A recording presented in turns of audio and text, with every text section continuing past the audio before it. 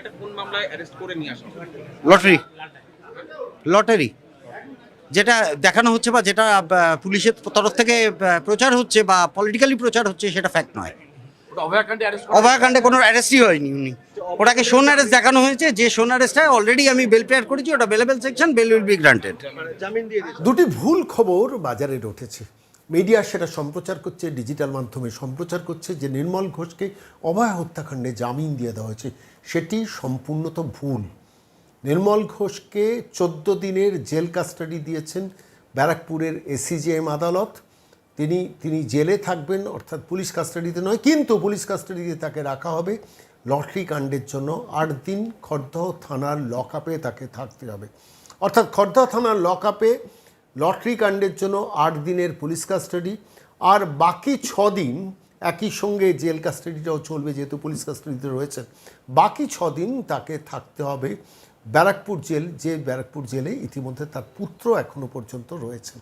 এই খবর দুটো নিয়ে খুব ভুল খবর সম্প্রচার হয়েছে। আমার মনে হলো এটা আপনাদের জানানো দরকার। এর কারণ অবশ্য অন্য, সেটা হচ্ছে যে নির্মল ঘোষের হয়ে ব্যারাকপুরের যিনি অ্যাডভোকেট অ্যাপিয়ার করেছেন, সম্ভবত ডক্টর অর্ক চৌধুরী নামের একজন অ্যাডভোকেট, যিনি কলকাতা হাইকোর্ট থেকে যাকে নিয়ে আসা হয়েছিল নির্মল ঘোষের এই মামলায় সওয়াল করার জন্য, তিনি সংবাদ মাধ্যমের সামনে বেরিয়ে এসে বলেছিলেন যে জামিনযোগ্য অভয়াকাণ্ডের ক্ষেত্রে জামিনযোগ্য মামলা, এবং 1 নম্বর 2 নম্বর হচ্ছে এই মামলাতে কলকাতা হাইকোর্টের নির্দেশে সিট তদন্ত করছে, ফলত সেখানে এভাবে তাকে অ্যারেস্ট করে রাখা যায় না, ফলত তিনি বেল পাবেন, এটি সংবাদ মাধ্যমের সামনে বলেছিলেন। এবং সেইটি বলার পর সমস্ত সংবাদ মাধ্যম ফলাও করে প্রচার করতে শুরু করলো, এমনকি সর্বভারতীয় সংবাদ মাধ্যম সম্প্রচার করতে শুরু করলো যে নির্মল ঘোষকে অভয়া হত্যাকাণ্ডে জামিন দিয়ে দিয়েছেন ব্যারাকপুর এসিজেএম আদালত, যেটি সম্পূর্ণত ভুল। যেখানে দাঁড়িয়ে পুরো ব্যাপারটায় 14 দিনের জেল কাস্টাডি হয়েছে নির্মল ঘোষের, এবং 8 দিনের জেল পিসি কাস্টাডি হয়েছে নির্মল ঘোষের লটারি এক্সটর্শন কেসে। ঠিক এই প্রেক্ষিতে দাঁড়িয়ে সঞ্জীব মুখোপাধ্যায়, যিনি সিপিএমের কাউন্সিলর ছিলেন কিন্তু পরবর্তীকালে তৃণমূলে যোগ দেন, নির্মল ঘোষের কাছের লোক ছিলেন এবং অভয়া হত্যাকাণ্ডে বডি লোপাট করার ক্ষেত্রে যার একটা অন্যতম ভূমিকা ছিল, তার ক্ষেত্রেও 8 দিনের পুলিশ কাস্টাডি দিয়েছে ব্যারাকপুর আদালত, এবং বাকি 14 দিনের, টোটাল 14 দিনের তাকে অভয়া হত্যাকাণ্ডেও তাকেও কিন্তু জেলে থাকতে হবে। আমি সামগ্রিকভাবে যে তথ্য দুটো ভুল সম্প্রচার হচ্ছে, আমি এই প্রতিবেদনে সেই তথ্য দুটো আপনাদের কাছে পেশ করে সরাসরি নির্মল ঘোষের যিনি আইনজীবী অর্ক চৌধুরী প্রকাশ্যে সংবাদ মাধ্যমের সামনে যে ভুল সংবাদটা দিয়েছিলেন, আমি আজকের এই প্রতিবেদনে সেটা শোনাবো। যে বক্তব্যটা তিনি রেখেছেন, সেই বক্তব্যে যে অংশে বলেছেন অভয়া হত্যাকাণ্ডে তিনি জামিন পেয়েছেন, খবরটি সম্পূর্ণত ভুল খবরটাও মানুষের জেনে রাখা দরকার। নির্মল ঘোষকে আনা হয়েছে লটারি সংক্রান্ত যে মামলায় হয়েছিল, ওনাকে অ্যাকিউজ করা হয়েছিল, ওই কেসেই ওনাকে আজকে প্লেস করা হয়েছে।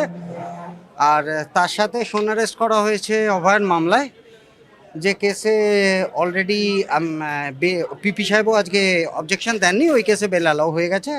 আর বাকি রয়েছে, কারণ আমি বেল পিটিশন জমা করেছি ওটাতে অলরেডি, আর 344 বলে আরেকটা এক্সটর্শনের কেস আছে, ওটা তো আমি করে দিয়েছি, ওনাকে বেল পিটিশন জমা দিয়ে দিয়েছি।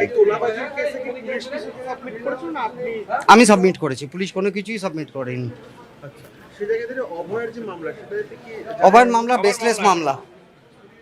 তার কারণ হচ্ছে এই মামলা একটা ইনভেস্টিগেটিং এজেন্সির কাছে পেন্ডিং রয়েছে, during পেন্ডেন্সি before one investigating agency, and pursuant to the direction of division bench, police cannot intervene and police cannot take us home another proceeding by the state police agency. তিলোত্তমার মামলায় কি জামিন পেলেন?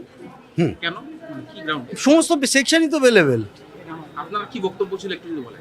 আমার বক্তব্য একটাই, সেম কেস, একটা case এক জায়গায় পেন্ডিং থাকা অবস্থায় আরেকটা রিওপেন করা যায় না। একটা জায়গায় যদি সেটা তবু কনক্লুড হয়ে থাকে, তাহলে সেক্ষেত্রে সুপিরিয়র কোর্টের পারমিশন নিয়ে সেই কেসটাকে রিওপেন করা যায়। আর এখানে তো কেসটা pending pursuant to division bench order by SIT, ওটাতে এসআইটি গঠন হয়েছে। এসআইটি অলরেডি নির্মলবাবুকে ডেকেছেন বাই নোটিশ, নির্মলবাবু গেছেন, গিয়ে ওনাকে স্টেটমেন্ট দিয়ে এসছেন ওনাদেরকে। সরকারের আইনজীবীর বক্তব্য কি ছিল এই তিলোত্তমা সংক্রান্ত মামলায়? ওনারা কিছুই অবজেকশন দেননি।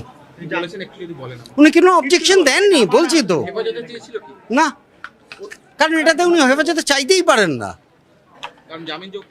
হ্যাঁ, সমস্ত সেকশনসগুলোই জামিনযোগ্য। আর অপর যে মামলাটা হেফাজতে পেল পুলিশ, সেক্ষেত্রে সরকারি আইনজীবীর বক্তব্য কি, আপনার বক্তব্য? আমার বক্তব্য এটাও একটা বেসলেস কেস, কারণ এটা 2024 সালে আগে একবার হয়ে গেছে, এই কেসে অলরেডি একবার সেটেলমেন্ট হয়ে গেছে। এই পয়েন্টে একজন কাউন্সিলরকে এরমভাবেই হ্যারাসমেন্ট করার জন্য অ্যারেস্ট করা হয়েছিল, তারও বেল হয়ে গেছে। পিপির তরফ থেকে কি বলা হয়? পিপির তরফ থেকে ওনারা ফর্মাল অবজেকশন দিয়েছেন, যেটা দেওয়ার। একটু ইনগ্রেডিয়েন্টসটা একটু শেয়ার করবেন, মানে কিসের ইনগ্রেডিয়েন্টসটা কি রয়েছে? ওনার ইনগ্রিডিয়েন্টস বলতে আলাদা করে কোনো লিগাল ইনগ্রিডিয়েন্টস ছিল না, কারণ লিগাল ইনগ্রিডিয়েন্টস কোর্ট এই মামলাটা জানেন, কারণ অলরেডি এই মামলায় আরেকজন অ্যাকিউজডের ক্ষেত্রে আমি এডিজেতে মুভ করছি আর 5 মিনিট পরে, সেটা নির্মলবাবুরই ছেলের নামে। এইটা কি লটারি সংক্রান্ত মামলা, ছিনিয়ে নেওয়ার এরকম কোনো অভিযোগ ছিল? অভিযোগ কারণ প্রথম 2024-এ যে অভিযোগ করা হয়েছিল তাতে এরকম কোনো গল্প ছিল না। 2026-এ নতুন করে গল্পগুলোকে ইম্পোর্ট করা হয়েছে। কি বলা হচ্ছে সেক্ষেত্রে নির্মলবাবুর বিরুদ্ধে অভিযোগ কেন? বক্তব্য হচ্ছে উনি নাকি রাত 12টার সময়, যে লোকটা রাত্রির বেলা ঘুমের ওষুধ খেয়ে ঘুমোয়, সে যদি রাত্রির 12টার সময় একজনকে মেরে তার যে একটা পার্কিনসনের পেশেন্ট, তার মেডিকেল রিপোর্ট আজকে আমি কোর্টকে দেখিয়েছি, সে নাকি তাকে মেরে থ্রেট করে তার পকেট থেকে লটারি ছিনিয়ে নিয়েছে। যদি এটা ওনারা কোর্টে প্রমাণ করতে পারেন করবেন, তবে যদি প্রমাণ না করতে পারেন, I am going to doing them like anything. আপনি তো হসপিটালাইজেশনও অ্যাপ্লাই করবেন। হ্যাঁ, মেডিকেল সাপোর্ট দেওয়ার জন্য কোর্ট ডাইরেকশন দিয়েছেন। 78 বছর বয়স। কিন্তু পিসি তো 8 দিন, তাহলে সেক্ষেত্রে মেডিকেল সাপোর্ট নিয়মিত চেক আপ হবে। হ্যাঁ, নিয়মিত চেক আপ হবে, প্রয়োজনে হসপিটাল ডাক্তার আসবে, সমস্ত দিয়েছে। ওড়িশা থেকে গ্রেফতার, এটা কোন মামলায় অ্যারেস্ট করে নিয়ে আসা? লটারি যেটা দেখানো হচ্ছে বা যেটা পুলিশের তরফ থেকে প্রচার হচ্ছে বা পলিটিক্যালি প্রচার হচ্ছে, সেটা ফ্যাক্ট নয়। ওটা অভয়াকাণ্ডে অ্যারেস্ট অভয়াকাণ্ডে কোনো অ্যারেস্টই হয়নি, উনি ওটাকে শোন অ্যারেস্ট দেখানো হয়েছে। যে শোন অ্যারেস্টটা অলরেডি আমি বেল প্রেয়ার করেছি, ওটা bailable section, bail will be granted. জামিন দিয়ে দিয়েছেন, মানে আমরা বলছি জামিনযোগ্য, ওগুলো সেকশনসগুলোই বেলেবেল। জামিন পেয়েছেন বলা বলে এটা। Obviously it is here two, যতক্ষণ না জজ সাহেব দিচ্ছেন সেটা আমি কি করে বলবো। হ্যাঁ, হয়ে যাওয়া উচিত, কটি ধারা রয়েছে যেগুলো জামিনযোগ্য? সব কটাই।